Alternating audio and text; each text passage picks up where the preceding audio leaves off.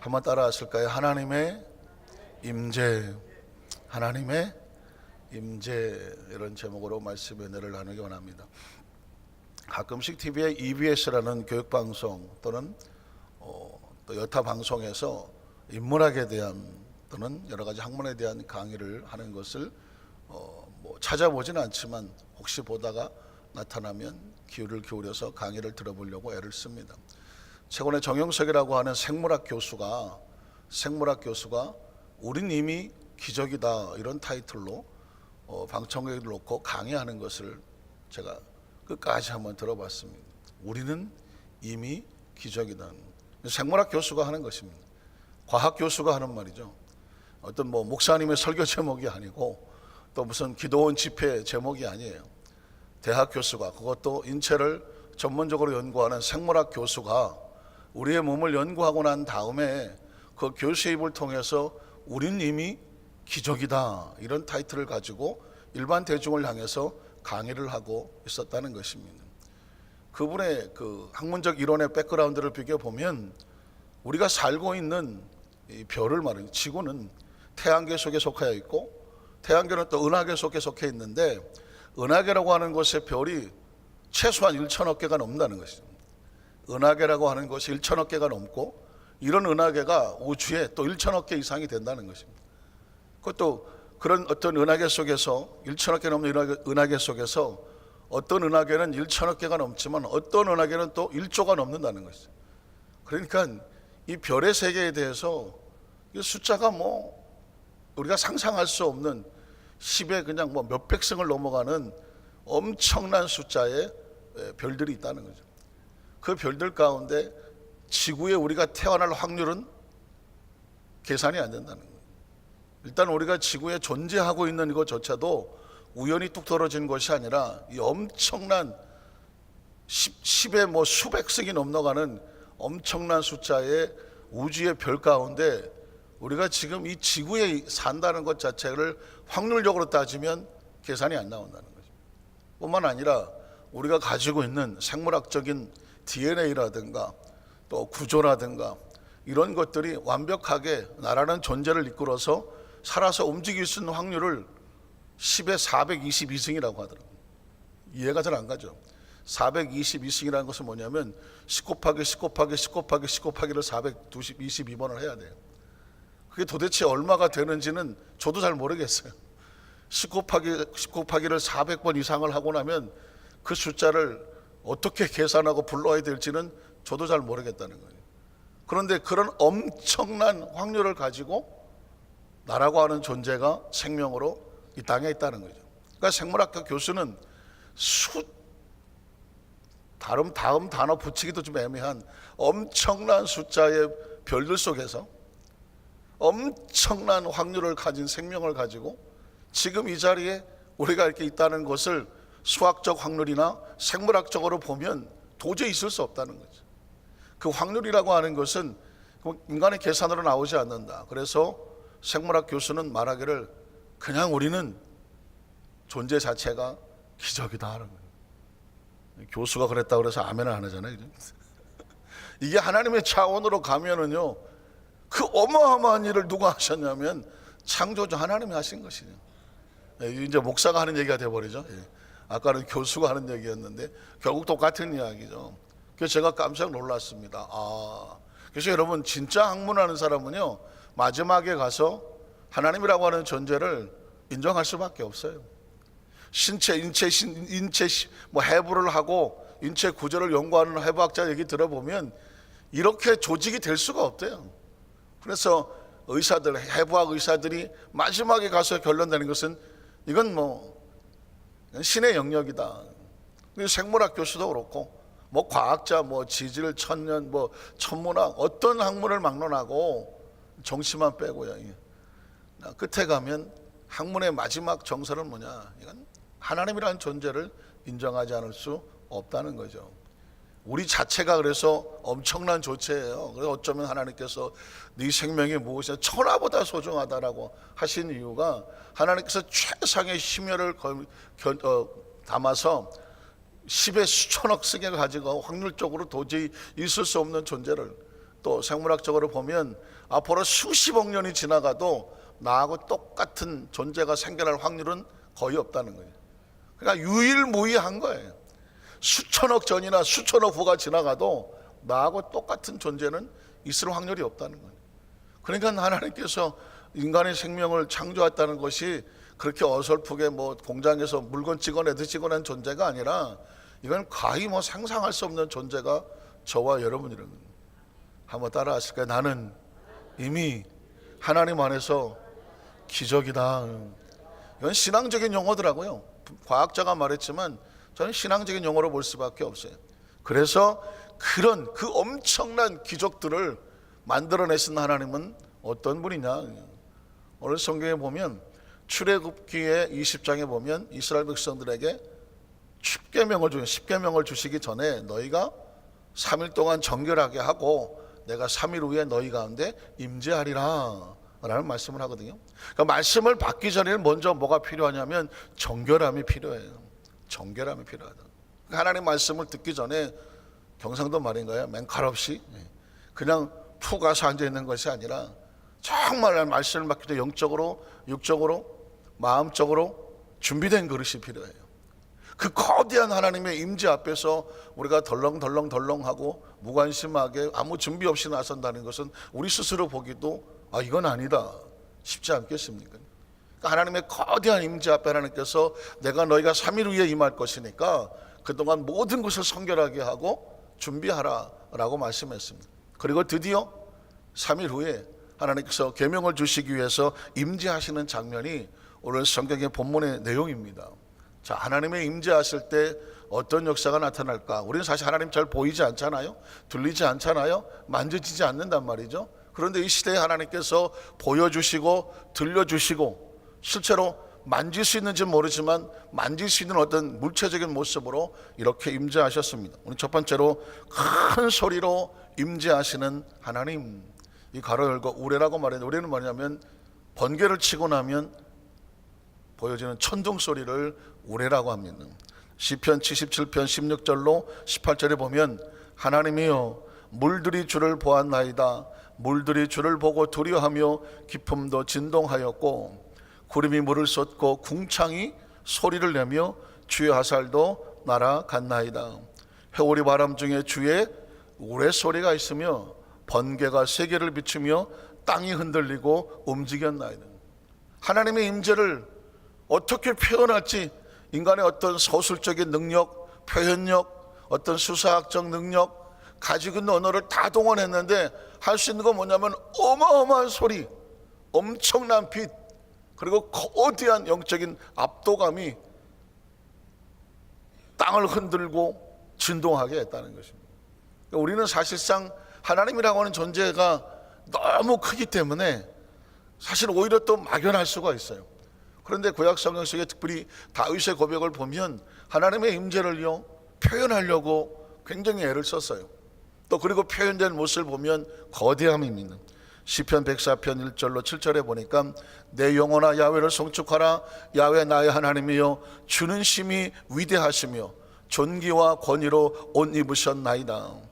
주께서 옷을 입음같이 빛을 입으시며, 이따가도 나오겠지만 하나님의 존재는 거대한 상상할 수 없는 빛이었으며 하늘을 휘장같이 치시며 물에 자기 누각에 들보를 얹으시며 구름으로 자기 수레를 삼으시고, 자, 구름과 바람 날개로 다니시며, 그리고 바람을 자기 사신으로 삼으시고 불꽃으로 자기 사역자를 삼으시며 땅에 기초를 놓으사 영원히 흔들리지 아니하게 하셨나이다.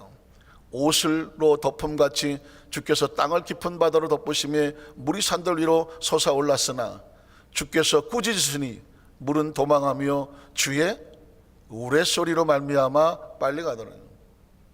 사실은요, 하나님의 거대한 임재를 인간의 상상력으로 지금 그 어떤 표현력으로 표현하는데 사실 이런 데 우리는 사실 조금 익숙하지가 않죠. 왜? 하나님의 존재에 압도당하는, 물론 성령 세례를 받거나 말씀의 은혜를 받을 때 그 압도함이 있겠지만 다윗은 하나님의 임재를 몸소 겪으며 그 거대한 것에 대해서 표현을 하고 있는 것입니다. 실제 출애굽기 19장 오늘 본문에도 보면 이스라엘 백성들 하나님께서 자신의 존재를 드러내 주셨거든요. 그때 느꼈던 감정을 다윗은 이스라엘 백성처럼 똑같이 겪으면서 우레소리로 말하고 있습니다. 계시록 4장 5절에 보면 마지막 시대에 하나님의 임재를 역시 똑같은 우레소리로 말하고 있습니다. 보좌로부터 번개와 음성과 우레소리가 나고 보좌 앞에 켠 등불 7이 있으니 이는 하나님의 7명이라 그랬습니다. 그러니까 우리가 의식적으로 하나님의 거대한 엄청남 앞에서 두려움이 필요하지. 두려움. 무서워하라는 것이 아니라 엄청난 경외함. 하나님이란 이름 앞에 정말 엄청난 소리 앞에 두려워 떨 수 있는, 최상의 존경으로 경외할 수 있는, 그게 필요한 것이죠. 왜 이런 하나님의 임재를 표현하고 있느냐 하면, 또 하나님 너무 쉽게 생각하고 은혜를 쉽게 받고 쉽게 저버리고, 사명도 쉽게 받고 쉽게 저버리고, 직분도 쉽게 받고 쉽게 저버리고, 믿음도 쉽게 받고 쉽게 떠나가고, 이건 하나님을 우습게 보는 꼴밖에 되지는 않아요. 하나님의 존재라고 하는 것은 우리 인간 자체가 엄청난 기적인 것처럼, 이 엄청난 기적들을 친히 만들어내신 하나님의 존재는 사실 하나님의 이름 앞에 압도당해야 마땅한 거죠. 하나님 앞에 압도를 당해야 돼요. 이스라엘 백성은 그래서 구약 성경을 읽다가 하나님이란 단어가 나오면 읽지를 못했다고 그래요. 읽지를 못했어요. 하나님의 이름이 나오면 바깥에 나갔어. 목욕을 했어. 옷을 깨끗하게 입고 와서 하나님 이름을 못 불렀어요. 대신에 주여 그랬습니다. 그게 바로 아도나이 그런 거죠. 여호와, 야훼라고 하는 이름이, 왜 하나님의 이름이 이렇게 헷갈리느냐? 하나님 이름을 못 불렀어요. 누구도 불러주질 않았어. 자식들이 부모가 하나님 이름을 부르는 것을 들을지 못했어. 하나님 이름이 뭔지를 몰라요. 소위 말하는 신성사문자라 그래서 자음만 4개 있어. 자음만 4개가 있으니까 YH, WH, 이 사음만 4개 있으니까 이걸 어떻게 모음을 붙여야 될지 부모가 가르쳐 준 적이 없어. 왜 가르쳐 준 적이 없느냐? 하나님의 이름을 함부로 부를 수가 없었기 때문입니다. 하나님의 이름이란 글자가 나오면 나가서 씻고 다시 아도나이, 주여라고 불렀어요. 아무리 옆에서 들어도 하나님의 이름을 다른 이름으로 부르는 것은 없어요. 그래서 학자들이 만들어낸 것이 모음을 갖다 붙여서 여호와라고 불렀어요. 그래서 우리 어렸을 때 여호와 하나님이라고 말했어요. 그런데 또 역사들이 계속 연구를 하다가 보니까 야훼라고 하는 단어가 하나님 이름에 좀 더 접근한다. 그래서 우리는 오래전부터 야훼 하나님이라고 부르죠. 지금도 성경은 여호와 하나님, 야훼 하나님 나눠서 부르고 있습니다. 이유가 뭐냐? 하나님의 이름이 그만큼 거룩하여 인간의 입에 담을 수 있는 이름이 아니다라는 것입니다. 우린 정말 하나님이란 이름 앞에서 목욕을 하나요? 아까 목욕했는데 또 하나님이 나와 또 목욕을 해. 금방 불렀는데 또 하나님이 나와 또 목욕을 해.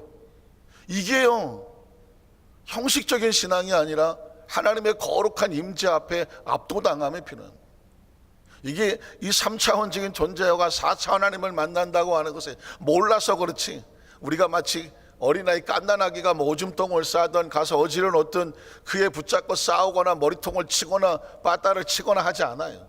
왜? 아직 어리니까. 아직 어린이 아니까. 그러니까 그냥 내버려 두는 거죠. 아이고 이게 또 일 저질렀네 이러고 마는 거죠. 그러나 여러분, 성숙하고 성숙하여 하나님의 존재를 느껴난다고 하면, 어른이 돼간다고 하면 하나님이란 이름 앞에 그냥 그 이름 앞에 거꾸로 줄 수 있는 복종과 순종과 압도당함은 마땅히 그를 경외하는 자만이 할 수 있는 것입니다. 우리는 하나님이란 이름 앞에 얼마나 자신을 닦고 정결하게 하며 그 이름을 경외하십니까? 기억하시나요? 지혜가 뭐냐? 하나님을 경외하는 것이 지혜의 근본이다. 은혜는 한량없는 은혜이지만 은혜를 주시는 분 앞에 경외함이 없다고 하면 그 은혜는 싸구려입니다. 그 부모가 정말 귀한 것을 자식에게 선물해 주었는데, 나 이런 거 맨날 받는데 뭐 아유 이런 걸 또 사왔어, 이쯤 돼버리면 그 은혜는 싸구려 은혜가 돼버린 것입니다. 그래서 이 값싼 은혜라고 하는 것은 신학적인 용어예요. 하나님의 은혜를 헛되이 받지 말라는 것이죠. 물론 마지막 날에 가서 심판이라고 하는 것은 예수를 믿었느냐 안 믿었느냐는 그건 구원에 관한 문제지만, 예수를 믿는 성도들 하나님 앞에서 혹시 심판받는다고 하면 믿는 사람들 이야기입니다. 하나님께서 혹시라도, 심판이라는 용어보다도 우리를 보시면서 어떤 사람은 안타까워하며 어떤 사람은 귀히 여긴다고 한다면, 그건 바로 은혜를 값싸게 여겼느냐, 은혜를 귀히 여겼느냐. 어떠십니까? 우리의 단계는 구원받고 신앙생활에서 천국 가는 정도를 벗어나야 되냐, 더 벗어나서 하나님의 임재가 너무 귀하고 감사하여, 어떤 사람은 하나님 앞에서 함부로 행동하고 할지라도 그는 그의 길을 가라고 하고, 우리는 어떻게 하느냐? 그 하나님 이름 앞에 두려워 떨며 옥깃을 여기며 어떻게 하면 내가 최상으로 하나님을 높일 수 있을까? 이런 신앙의 거룩한 고민을 하는 것이 필요합니다. 어떤 부부가 있었습니다. 그 남편이 교통사고를 당해서 다리를 절게 됐습니다. 부인이 볼 때 남편이 너무 한심한 거예요. 그 전까지 그렇게 존경하던 남편이 다리를 절고 있으니까, 아유 저 쩔뚝발이.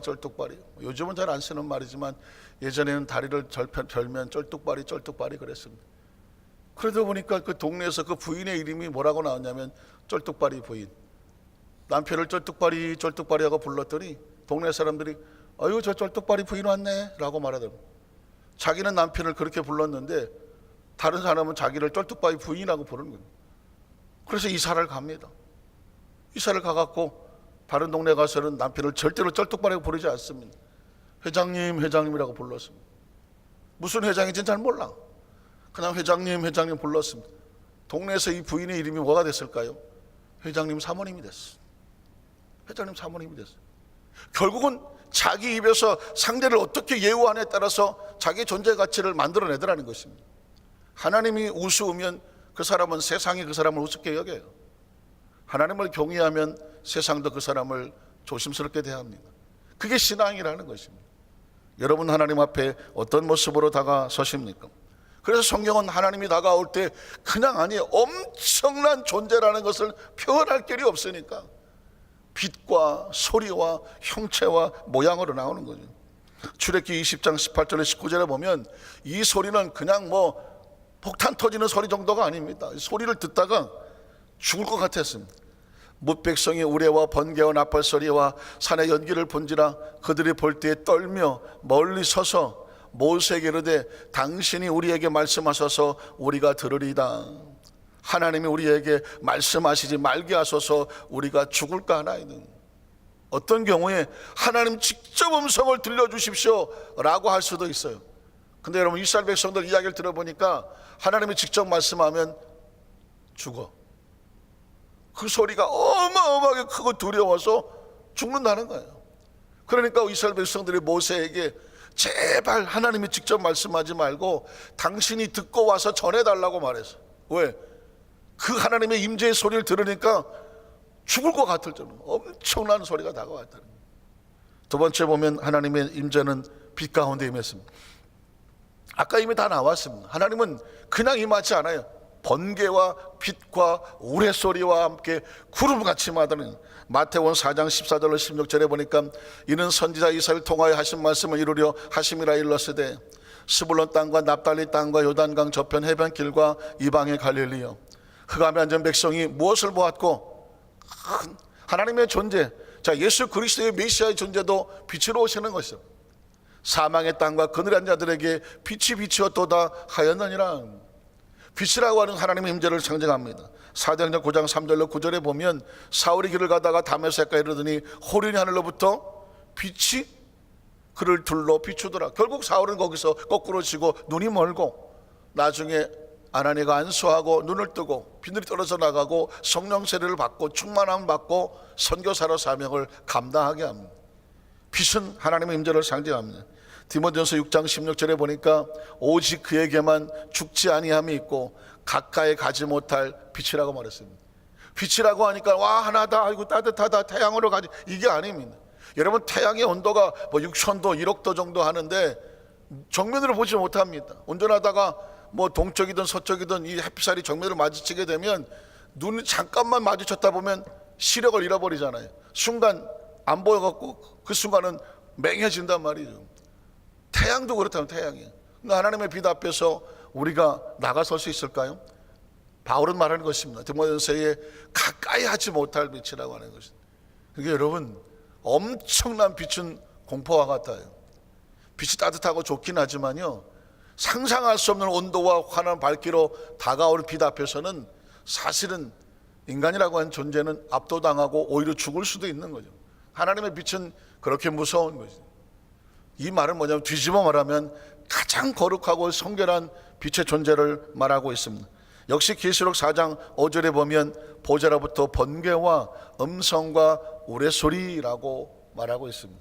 그러니까 하나님의 존재는 시각적이고 청각적이고 그리고 실제적인 모습으로 다가오는 것입니다. 계시록 11장 19절에도 보니까 역시 빼먹었구나. 나오네요. 큰일 날 뻔했네. 읽어볼까요? 이 하늘에 있는 하나님의 성전이 열리니 성전 안에 하나님의 언약궤가 보이며 또 번개라고 하죠. 그러니까 여러분 하나님의 임재는 번개처럼 임해요. 번개처럼. 그러니까 순식간에 빵 하고 엄청나게 상상할 수 없는 빛의 모습으로 인간이 표현할 수 있는 방법이 없어요. 하나님의 존재는 번개처럼, 그리고 음성들과 우레와 지진과 큰 우박이 있었다라고 말하고 있습니다. 마지막으로 하나님의 임재는 빽빽한 구름과 같이 임한다고 말씀하고 있습니다. 성경에 보면 하나님 임재하실 때는 어마어마한 구름이 있습니다. 이 구름은 하나님의 임재와 영광을 상징합니다. 영광을. 자, 성경에 보니까 출애굽기 19장 16절입니다. 자, 셋째 날 아침, 아까 말씀드렸죠. 하나님께서 내가 3일 후에 너희 가운데 임재하리니 너희는 옷을 빨고 성결하게 하며 심지어 인간의 어떤 쾌락도 추구하지 말고 하나님 앞에 서라. 내가 너희 가운데 임재하리라. 셋째 날에 임재하셨습니다. 그랬더니 우레와 번개와 빽빽한 구름이 산 위에 있었다라고 말하고 있습니다. 아까 말씀드렸지만 상상할 수 없는 엄청난 하나님의 음성은 우레와 같고 그의 존재는 번개와 같아요. 그리고 우리 가운데 임재하실 때 그의 모습은 구름 가운데 영광으로 임하시는 것을 볼 수 있습니다. 출애굽기 19장 9절에도 이렇게 말합니다.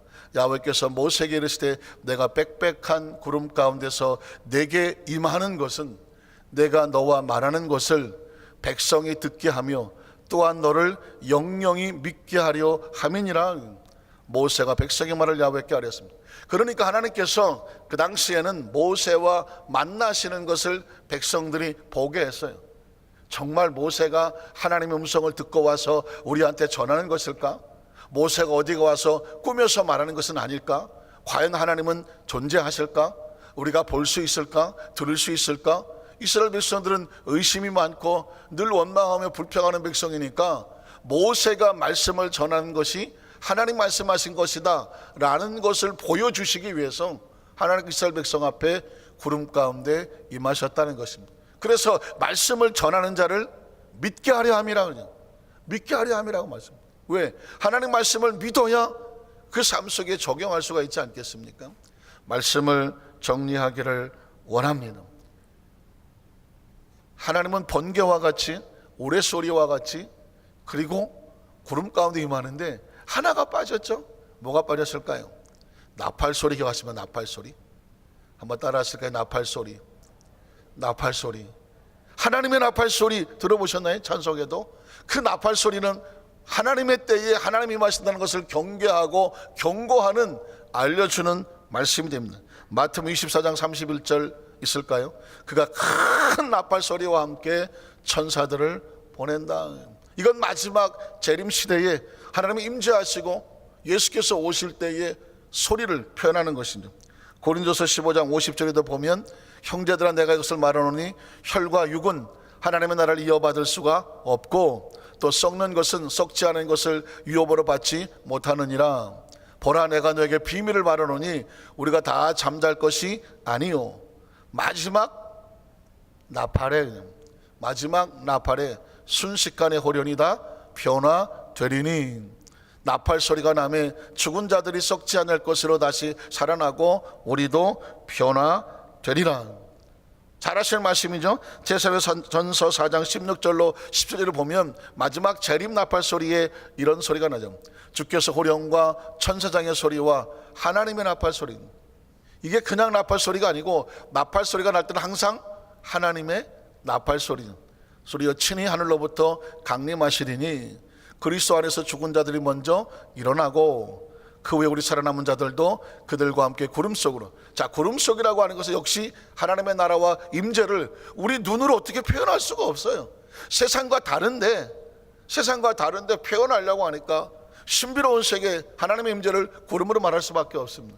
구름 속으로 끌어올려서 공중에서 주를 영접하게 하시리니 그리하여 우리가 항상 주와 함께 있으리라. 오늘 말씀의 주제는 하나님의 임재였습니다. 자, 그래서 우리가 삶 속에 말씀을 적용하는 것도 중요한 건데요, 하나님이라는 존재를 묵상해 보십시오.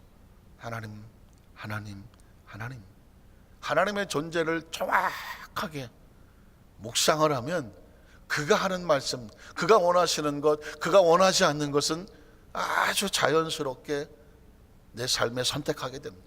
우리가 흔들리는 것은 하나님의 임재가 묵상되지 않기 때문에 그래요.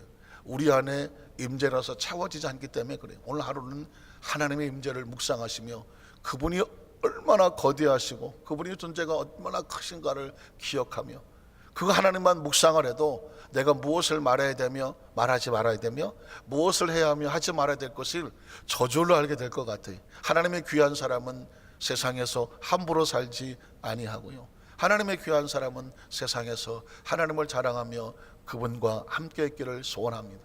그 은혜 속에 사시기를 주님의 이름으로 축원합니다.